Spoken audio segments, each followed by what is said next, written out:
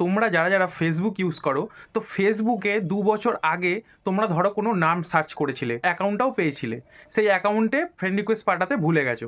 তা 2 বছর পরে তোমাদের মনে আসলো সেই অ্যাকাউন্টে আমি ফ্রেন্ড রিকোয়েস্ট পাঠাবো, কিন্তু তোমরা সেই ব্যক্তির নাম কিন্তু মনে আসছে না একদম।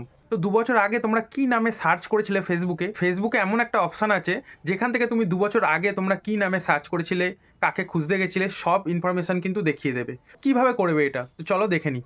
সবার প্রথমে তোমরা চলে যাবে ফেসবুক অ্যাকাউন্টে। তো ফেসবুকে গিয়ে প্রথমে তোমাদের প্রোফাইলে চলে যাবে। তো প্রোফাইলে গিয়ে সোজা তোমরা সেটিংয়ে চলে যাবে।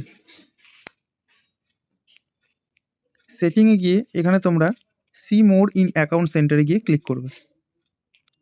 চলে যাবে ইয়োর ইনফরমেশন অ্যান্ড পারমিশনে। এখানে গিয়ে চলে যাবে তোমরা সার্চ হিস্ট্রিতে। সার্চ হিস্ট্রিতে গেলেই দেখতে পাচ্ছ তোমরা কোন অ্যাকাউন্ট দিয়ে 2 বছর আগে সার্চ করেছিলে। তো এই যে ঋতমনাথ আমি ক্লিক করে দিলাম। দেখতে পাচ্ছ আমার প্রত্যেক সার্চ এখানে দেখিয়ে দিচ্ছে। তারপরে তোমরা এই কোনার দিকে শর্ট বলে যে অপশানটা আছে এখানে ক্লিক করে দেবে।